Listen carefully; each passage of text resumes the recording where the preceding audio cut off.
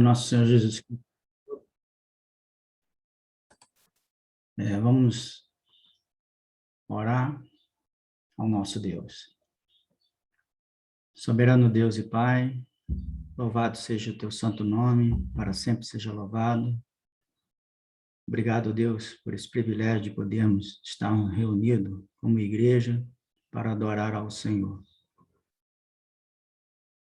Espero que todos nós possamos ficar atentos às Santas Escrituras para compreender a tua mensagem, a tua palavra e vivê-la.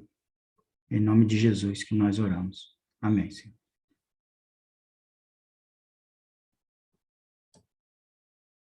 Então, irmãos, é um assunto até um pouco delicado, né? Falar sobre desânimo.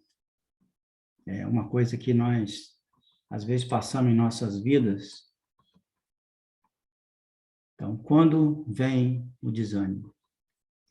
A maioria de nós já experimentou tempos em que nada parece ir bem.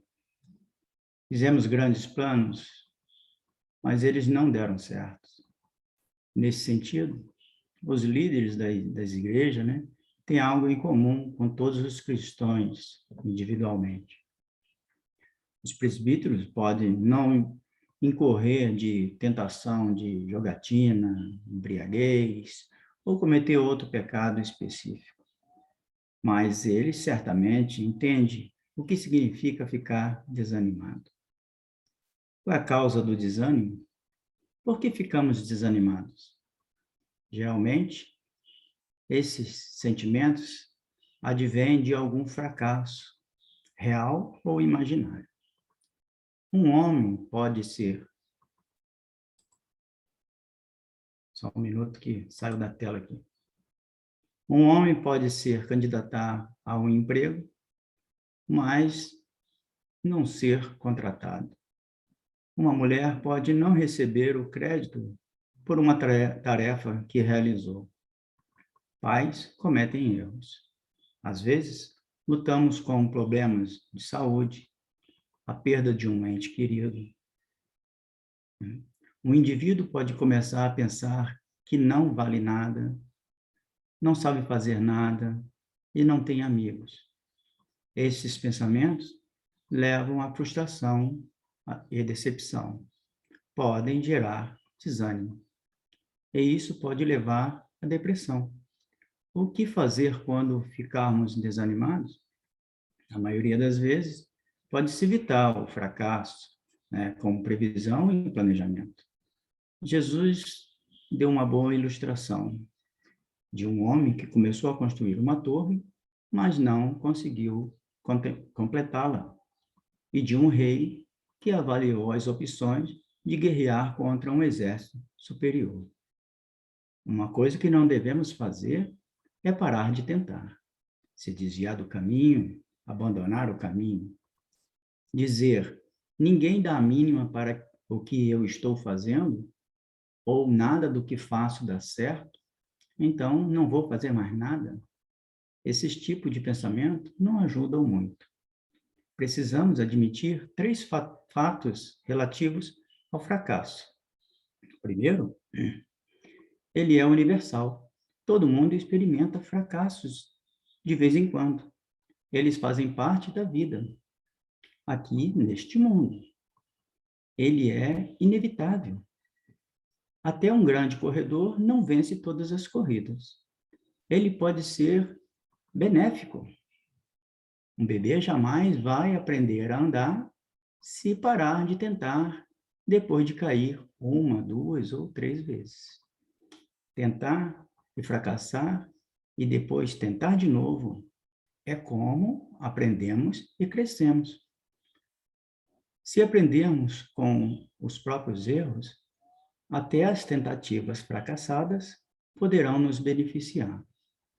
Quando experimentamos revés, né, circunstâncias desagradáveis, pode nos animar o fato de que os servos de Cristo, no decorrer dos séculos, muitas vezes foram vistos pelo mundo como fracassos, como fracassados, né? Aparentemente, Noé pregou por uns 100 anos e jamais converteu alguém além de sua própria família. Jó, sentado sobre cinzas, coçando-se com um pedaço de cerâmica, certamente não era o retrato fiel de sucesso. Claro que sabemos depois o que aconteceu com Jó e com Noé. Se o principal alvo da vida fosse evitar problemas, então Paulo seria um grande fracassado, né? Nós vemos em 2 Coríntios 11, do 23 ao 29, uma lista de coisas que Paulo passou na sua vida, né? Que ele foi apedrejado, ele ganhou vários açoites, mas isso tudo não desanimou Paulo de continuar na caminhada, né? Foi preso, teve naufrágio, todos esses problemas não tirou Paulo do seu foco. Jesus foi menosprezado e rejeitado por homens. Nós vimos isso lá em Isaías 53, do 3 ao 4. Ele foi crucificado pelas pessoas que ele veio salvar. Aquele que comia com ele à mesa o traiu. Na sua morte, até seus seguidores pensaram que a sua missão havia fracassado. Graças a Deus, Jesus não desanimou. Muitos dos servos de Deus também se sentiram desanimados. Além de Elias, outros personagens bíblicos que mostram sinais de desânimo foram o Jó, Moisés, Davi e Jeremias. O importante, quando não atingimos nossos alvos, é uma coisa só. Não devemos desistir, e sim continuar tentando. Certo campeão de boxe, quando questionado sobre o segredo do seu sucesso, disse: lutar mais um round. O fracasso pode finalmente levar ao sucesso. Como assim? Então, Abraham Lincoln perdeu muitas eleições antes de ser eleito presidente dos Estados Unidos. O único fracasso real é parar de tentar. Todavia, a falta de sucesso, seja ele real ou somente percebido, pode nos fazer sentir desanimados. Quando isso acontece, o que fazer? A cura para o desânimo? Responder essa pergunta exige que analisemos Elias e a história contada em 1 Reis, que o irmão leu, capítulo 19, só que ele só leu do 1 ao 5, né? Mas do 1 ao 18. Então, quando a gente olha para essa história, vamos começar no capítulo 18, Elias obteve uma grande vitória para o Senhor no Monte Carmelo, triunfando sobre 450 profetas de Baal. Ele persuadiu os israelitas a confessarem que criam no Senhor como o único e verdadeiro Deus. E depois orou para que chovesse após 3 anos de seca, e foi atendido. Provavelmente ele pensou que isso afetaria todo o reino e que, daquele momento em diante, o povo de Israel só adoraria o Senhor. Mas o que aconteceu? Quando a perversa Jezabel soube que os profetas de Baal haviam sido mortos, ela mandou avisar Elias que ele seria morto dentro de 24 horas. Dá para imaginar os sentimentos de Elias nessa hora? Ele pensava que havia obtido vitória, mas Jezabel deixou claro que ele fora incapaz de erradicar a idolatria no reino de Israel. Que decepção! Qual foi a reação de Elias? Está descrita em 1 Reis 19, 3 ao 4. Tendo, pois, Elias levantou-se e, para salvar a sua vida, se foi e chegou a Beceba, que pertence a Judá. E ali deixou o seu moço, ou servo, como está na NVI. Ele mesmo, porém, se foi ao deserto, caminho de um dia, e veio e se assentou debaixo de um zimbro, ou giesta, como está na NVI, e pediu para si a morte. Basta. Toma agora, ó Senhor, a minha alma, pois não sou melhor do que meus pais. Talvez Elias não devesse ter fugido. Ele já havia derrotado 450 profetas de Baal. Não poderia, com a ajuda de Deus, derrotar essa mulher? Quase todo o resto do capítulo fala do que Deus fez para ajudar Elias a vencer seu desânimo. Podemos aprender com a maneira como Elias procedeu nessa situação e usar estas lições para vencer nossos sentimentos negativos. Em primeiro lugar, Deus cuidou das necessidades físicas de Elias. De acordo com 1 Reis 19, do 5 ao 8, um anjo lhe deu comida e água. E depois Elias conseguiu descansar. Quando estamos desanimados, não devemos negligenciar as necessidades físicas. Somos pessoas integrais. As partes físicas, espirituais, sociais, mental de um ser humano estão interligadas. E o que acontece conosco, num dos aspectos da vida, afeta todas as outras partes da nossa vida. Portanto, mesmo quando não estamos em nosso melhor estado, devemos comer e descansar o corpo. Em segundo lugar, Deus mandou Elias a um retiro espiritual. Elias retirou-se das atividades diárias em que ele estava envolvido e, sob a direção divina, viajou 40 dias e 40 noites até Horebe, ou Sinai, o monte de Deus. Quando estamos abatidos ou se sentindo fracos, e especialmente quando estamos desgastados com o trabalho do Senhor, uma das melhores coisas que podemos fazer é sair por um tempo. Pode ser que precisamos passar um tempo a mais com Deus, em oração, reflexão e leitura da sua palavra. Talvez todos nós devêssemos, de vez em quando, fazer este retiro. Deus reconheceu a necessidade do descanso, por isso ele deu a lei do sábado na velha aliança. Embora não sejamos obrigados a obedecer o sábado, certamente nos sentimos melhor física e emocionalmente se tirarmos um dia da semana para descansar, além de, ocasionalmente, umas férias das tarefas diárias. Às vezes, Jesus se retirava do meio das multidões para ficar sozinho ou com os discípulos. Devemos, periodicamente, nos retirar dos deveres que nos pressionam para recarregar as baterias. Em terceiro lugar, Deus pediu para Elias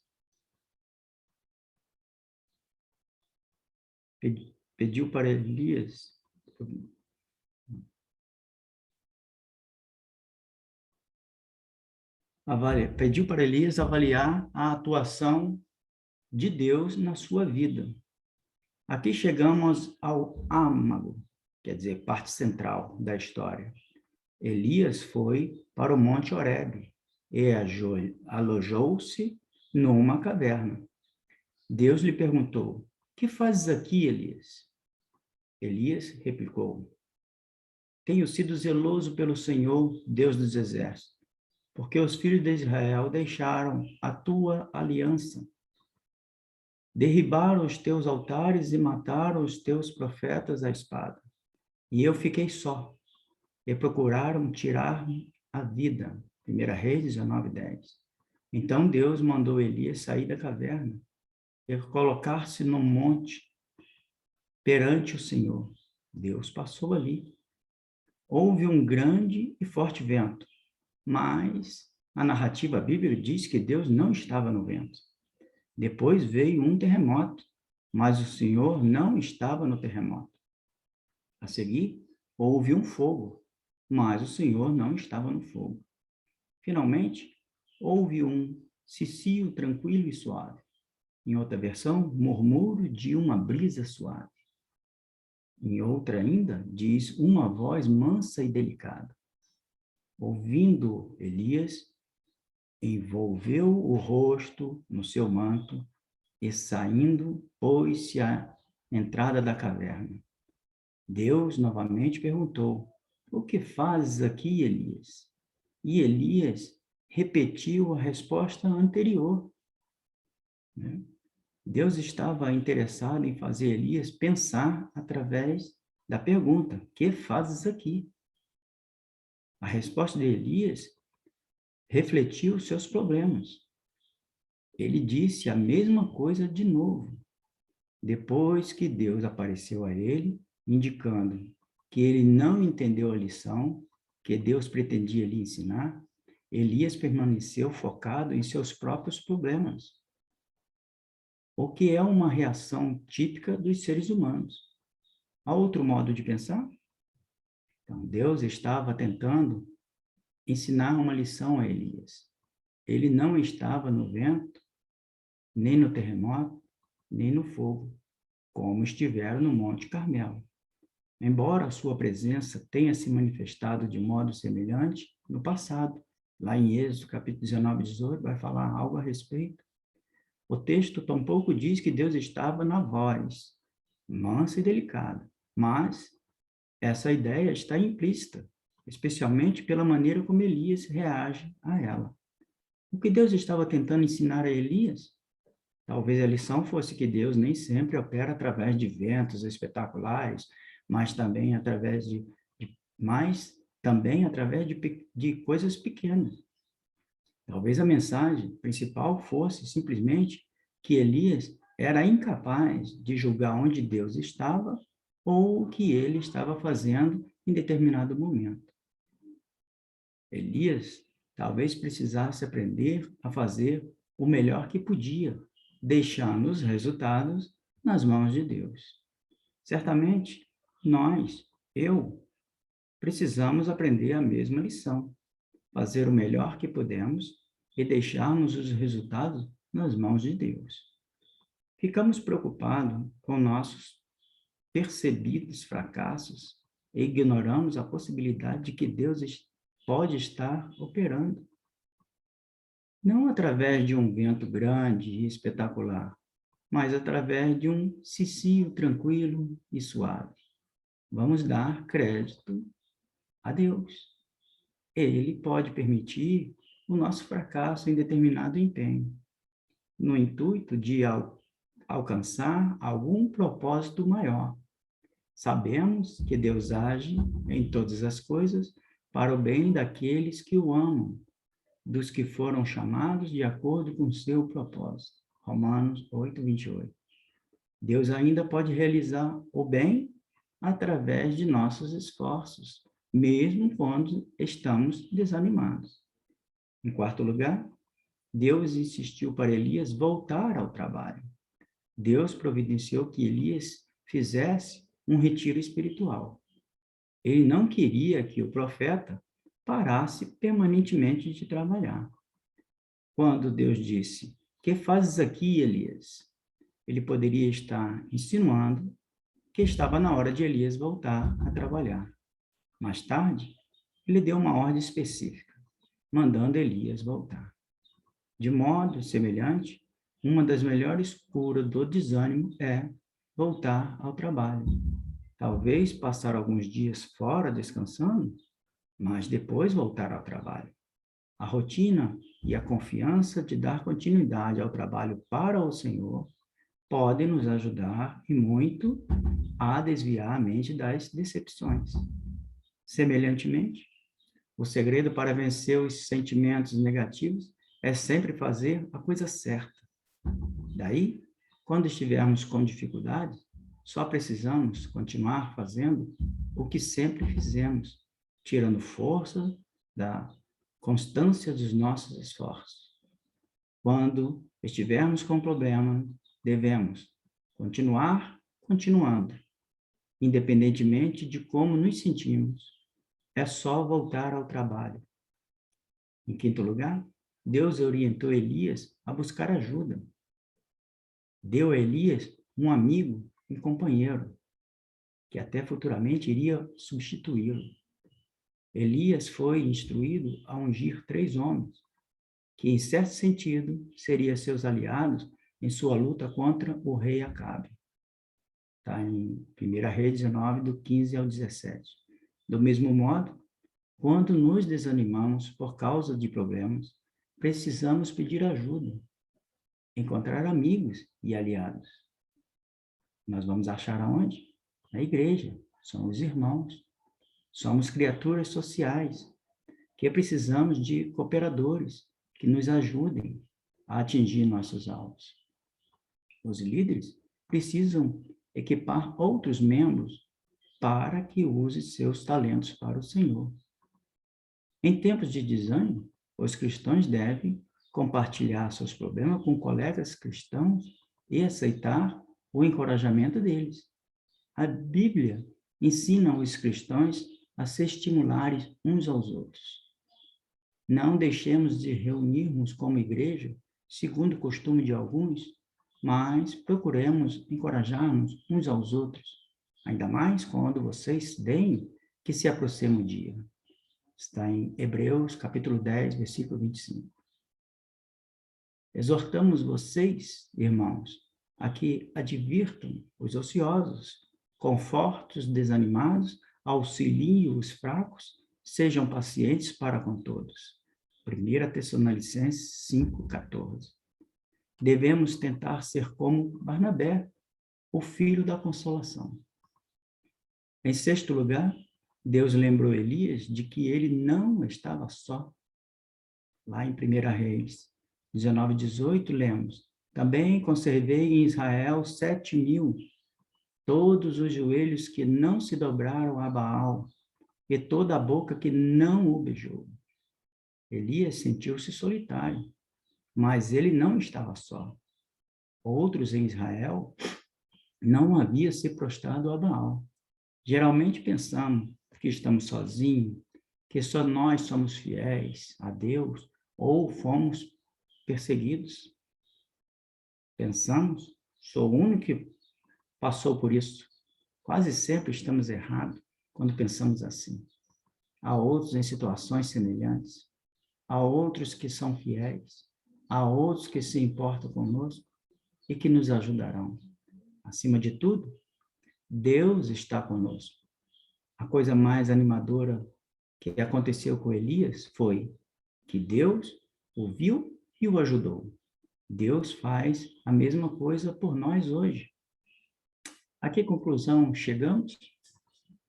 Talvez a verdade mais encorajadora para lembrarmos seja que ficar desanimado não é um pecado. Deus tratou Elias mansamente. Ser um grande profeta como Elias perdeu, de certa forma, um pouco da esperança. Não devemos esperar passar pela vida sem experimentar momentos de esgotamento. Finalmente, analisemos algumas razões para termos esperanças. Podemos achar encorajamento numa série de verdades. Primeiro, Deus ainda está no trono. Ele é soberano e executa a sua vontade através das vidas das pessoas. 2, Cristo é nosso Salvador. Ele derramou seu sangue para nos salvar e a salvação por este sangue está disponível a todos hoje. Como cristãos, desfrutamos de todas as bênçãos espirituais em Cristo Jesus. Está em Efésios, capítulo 1, versículo 3.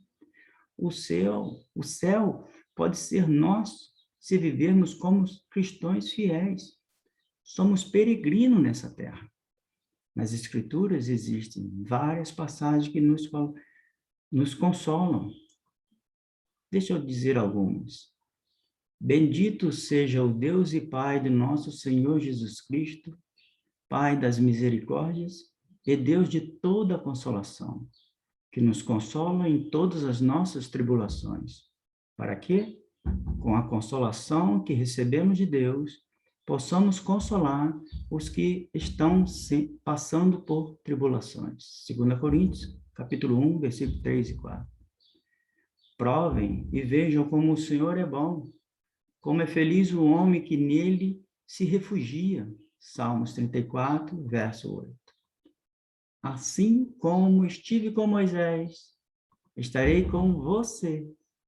Nunca o deixarei, nunca o abandonarei. Seja forte e corajoso.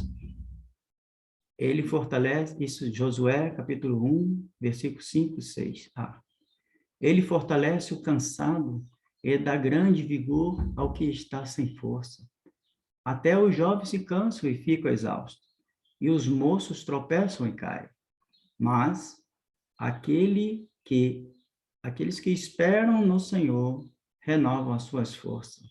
Voam alto como águias, correm e não ficam exaustos, andam e não se cansam. Isaías 40, 29 ao 31. Estou lendo um livro que é sobre a corrente do crescimento espiritual. E o autor, numa estrofe, ele diz assim: quero então incentivar-te a ter motivação para avançar em seu esforço de crescer espiritualmente. Seja motivado fazendo tudo para o Senhor Jesus.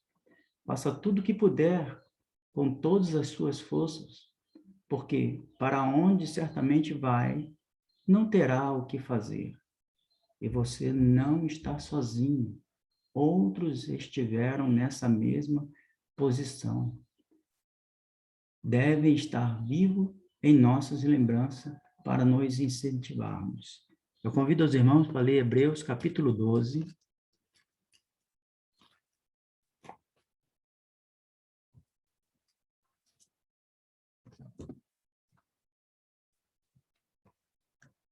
Nós vamos ler o versículo 1, 2, 3.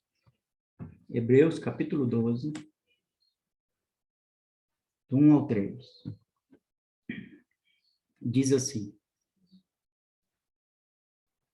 portanto, também nós, uma vez que estamos rodeados por tão grande nuvem de testemunhas, livremo-nos de tudo que nos atrapalha e do pecado que nos envolve, e corramos com perseverança a corrida que nos é proposta, tendo os olhos fitos em Jesus, autor e consumador da nossa fé. Ele, pela alegria que lhe fora proposta, suportou a cruz, desprezando a vergonha, e assentou-se à direita do trono de Deus. 3. Pensem bem naquele que suportou tal oposição dos pecadores contra si mesmo. Para quê? Vocês não se cansem nem desanimem. Entre eles, o próprio Jesus tem a promessa de vitória para quem quer vencer espiritualmente. Em João 16, 33, eu lhe disse essas coisas para que em mim vocês tenham paz. Neste mundo, vocês terão aflições. Contudo, tenham ânimo. Eu venci o mundo. Palavra do nosso Senhor Jesus Cristo. Que Deus abençoe a todos e nos ajude. Em nome de Cristo. Amém.